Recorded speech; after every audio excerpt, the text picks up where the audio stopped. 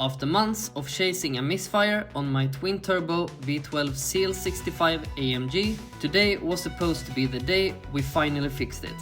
However, the first startup did not go as planned.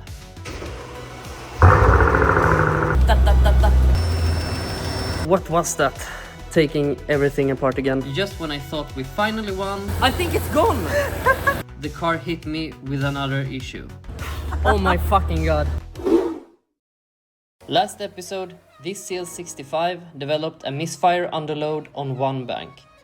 The ignition system on these V12s is a known weak point, and a brand new OEM coil pack can cost around 3,000 euros per side, even though they're still known to fail. So instead of throwing thousands at new parts, I sent the coil pack and voltage transformer to a specialist in the US. Once my parts arrived to the specialist workshop, I got an email. Today we got an email. Well, you're the unlucky Mercedes guy of the day. The transformer is bad and the coil pack is bad. That means we will need a boost box to replace the transformer and a rebuild on the right side coil pack. I'm actually happy, it's good news. Good that he found some issues. But before putting everything back together, I wanted to rule out one last thing from the previous episode. We suspected there might be a vacuum leak, so I did one more quick smoke test just to be sure. Thankfully, nothing major showed up. So with that out of the way, it was finally time to start putting this thing back together. Of course, because this is a CL65, it couldn't just be a simple reassembly job. These threads for holding the coil pack are notorious for ripping. And we actually have one hole, or one thread. The last thread, it's completely ripped, so we'll put the V-coil in that.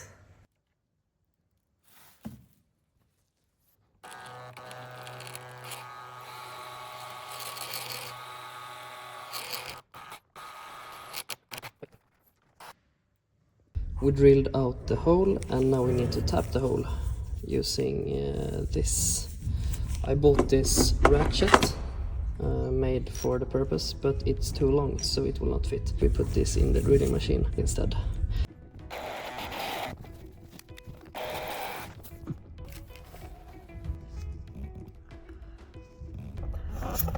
Looks like we made a thread there. Now we're just gonna put the V-coil in. Something like that, I think. So, I forgot to press play, but turn it down the coil until it's like 2 turns from the surface. We reach the surface, then 2 more turns, and then it's good to go. With that fixed, I moved on to the spark plugs.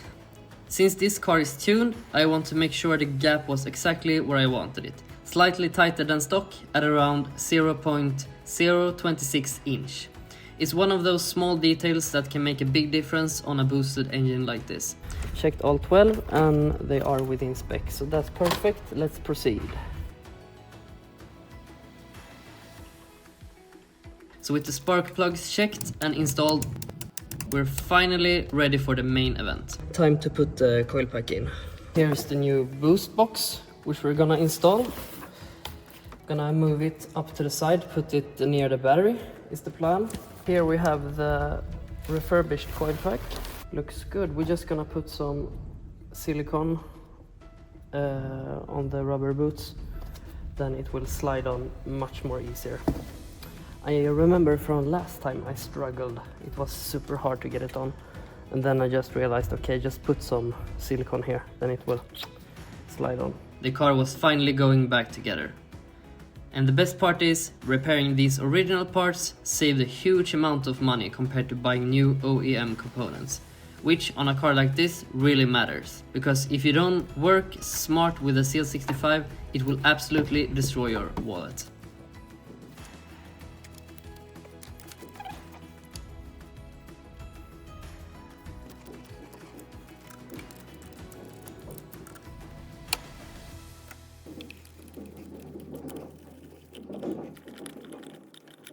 Let's install the boost box. This is quite a good upgrade for the M275 engine, because here we have LEDs that actually show if the unit is working properly. It also shows if a coil pack is defective. As well, it has fuses. I think the original voltage transformer does not have fuses. That's why it's breaking all the time. So this has fuses that you can replace if something goes bad.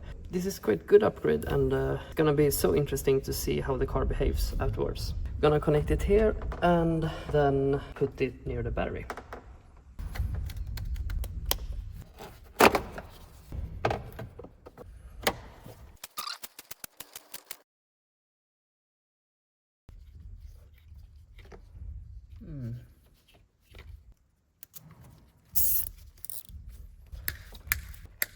Voltage transformer moved. Everything was back together, the engine cover was on, tools were out of the way, and now it was time for the moment of truth.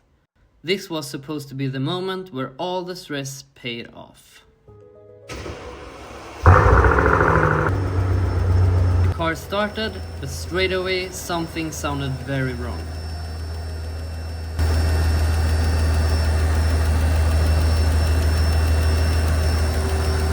There was a ticking noise coming from the exact side I had just worked on, and that noise was not there before. So instead of feeling relief, I was instantly back in full panic mode.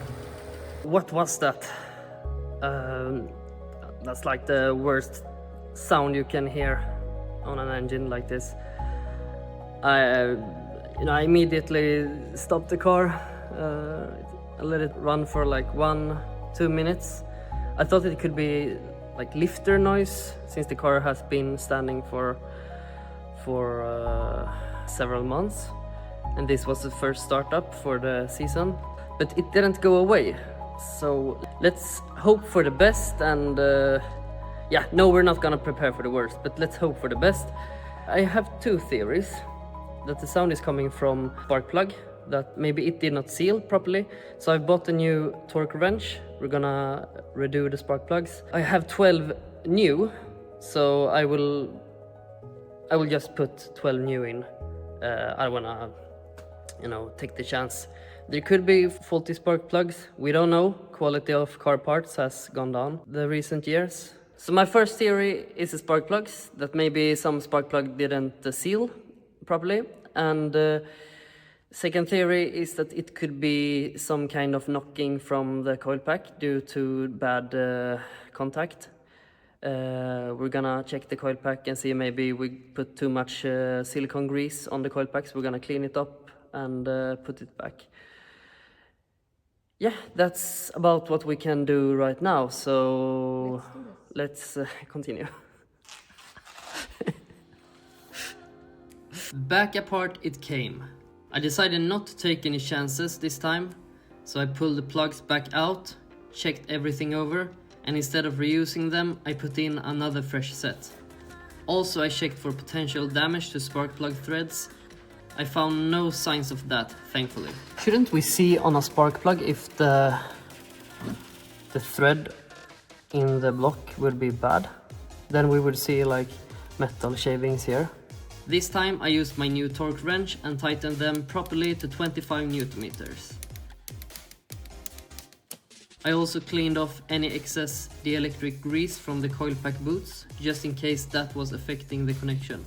Once everything was back together for the second time, I'll be honest, I was genuinely nervous. Because if it still made that noise now, then we would be in trouble. Big trouble. I'm quite nervous. I don't know why I'm nervous. It's like, okay, it's a special car, but still, it's a car. Like, what's the worst thing that could happen? Okay.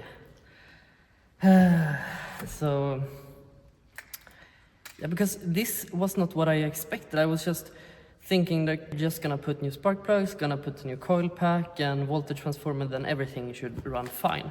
Then, when the ticking started, it was such a surprise, and it has never done that before. This has always run so smooth. So, moment of truth.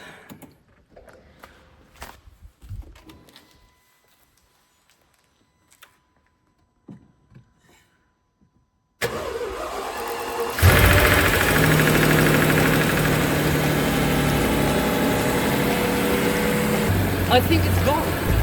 Okay, let's take the car for a small test drive, just around the block. Wow.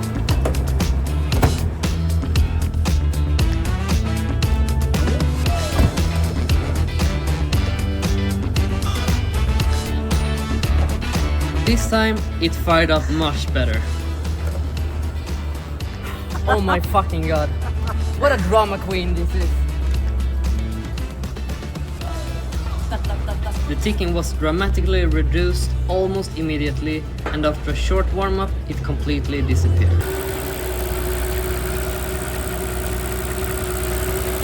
It runs smooth. The only noise is some kind of auxiliary noise.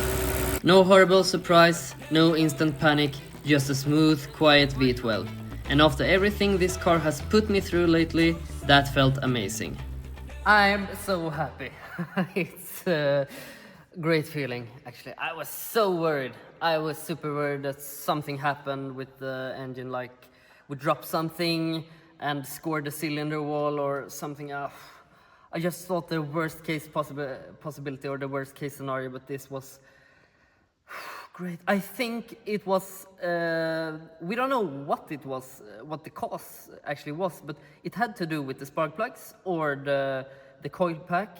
Something wasn't correct. So let's just accept that we fixed it and we don't really know exactly what happened. But the car works, and now we're gonna take it for a longer test drive, get it up to temperature, and let everything just work itself, because it has been standing for a few months, or a couple, quite a lot of months since last year, you know, the last video we made.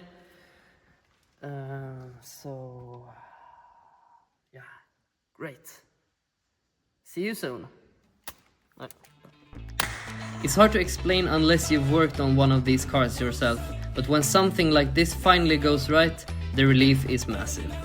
It's old petrol in the tank. I really want to have 98 octane, and then we go to the Autobahn, and then we're gonna test it to see how it behaves in higher speeds. So for the first time in what felt like forever, the CL65 actually sounded healthy again. No ticking, no drama. Well, at least for a few minutes. Yeah, feeling good so far.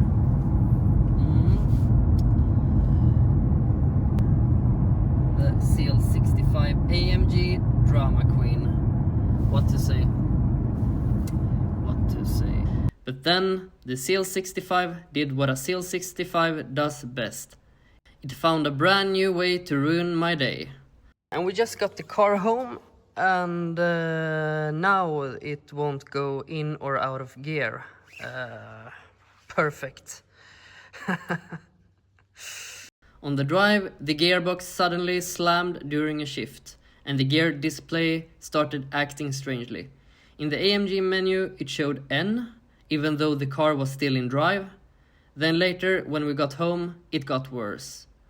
We ended up in a situation where the car occasionally wouldn't go into drive or reverse at all. Scanning for fault codes, and we have a code on the transmission. And with this fault code, I'm not willing to just keep driving it and hope for the best. Because if the transmission doesn't know the correct speed and it starts slamming into gear, that's how you turn an electrical problem into a mechanical gearbox problem. So the good news is, the ticking noise finally seems to be gone. And the misfire, that also seems promising, but we don't know for sure until we can properly test the car under load. The bad news is, we still can't fully enjoy the car yet. Next up, I'm going to order the parts I need and start diagnosing the 5G Tronic properly. So if you want to see me fix whatever this car throws at me next, make sure to subscribe, because clearly this CL65 isn't done with me yet. Thank you so much for watching, and stay tuned.